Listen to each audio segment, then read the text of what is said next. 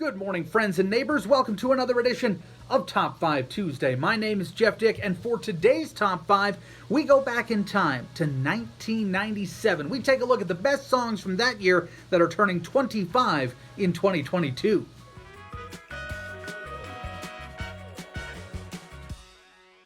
Yes, my friends, we're going to fire up the Wayback Machine, take it to 1997. 97, a great year. The Florida Marlins somehow won the World Series. Titanic ruled at the box office, and it was a great year for country music as well. We're going to count down my top 5 songs from 97 that turned 25 this year. At number 5, it is LeAnn Rimes and One Way Ticket. Now, with this song, LeAnn became the 4th teenager to have a number 1 hit on the country music charts. And as a matter of fact, this song ends up being the only country number 1 in the legendary career of LeAnn Rimes. Surprising to think, all the hits she's had, this is the only one that reached the top of the country music charts. But One Way Ticket from LeAnn Rimes, she comes in at number 5. Number 4, one of the biggest hits in Canada in 97, Julian Austin's Little Old Kisses, a song he took to number 1 on the Canadian country music charts. For Julian, it was his debut single, his only number 1 in his career as well, but continues to be a favorite on Canadian radio, and Julian Austin's career kickstarting in style. Little Old Kisses, that's at number 4. At number 3, Kenny Chesney and She's Got It All. LeAnn Rimes getting her first number 1, Julian Austin getting his, and Kenny Chesney getting his as well. This was the first in a string of number 1 hits for Kenny Chesney. His career really kicking off in 1997, and it's all thanks to this song, She's Got It All. That comes in at number 3. At number 2, How Do I Live by both LeAnn Rimes and Trisha Yearwood.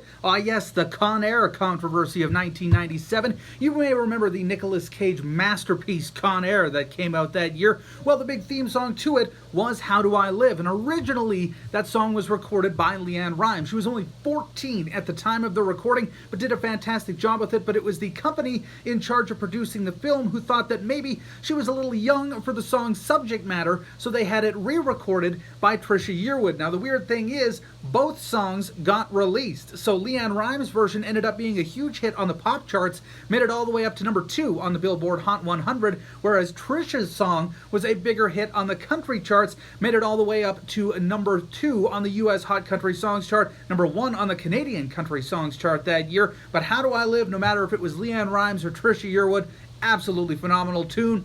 That comes in at number 2. Number 1 for me, though, Tim McGraw and Faith Hill, It's Your Love, the number 1 song that turns 25 this year, one of the biggest hits of 1997. And you talk about a power couple, they had just recently got married. Everybody loved Tim and Faith. They were dominating the country charts, and they did something with this duet that hadn't been done on the country charts in 20 years. They held the number 1 spot for 6 weeks. It had been 20 years since one song had held the number 1 position for that long. The last song to do it before this was Waylon Jennings and Willie Nelson's Lukenbach, Texas in 1977. So Tim and Faith breaking records in 97, and a song that still stands up today as one of the greats. It's Your Love, number 1 song that turns 25 this year. Thanks so much for tuning in. We'll be back again next week with a brand new edition of Top 5 Tuesday.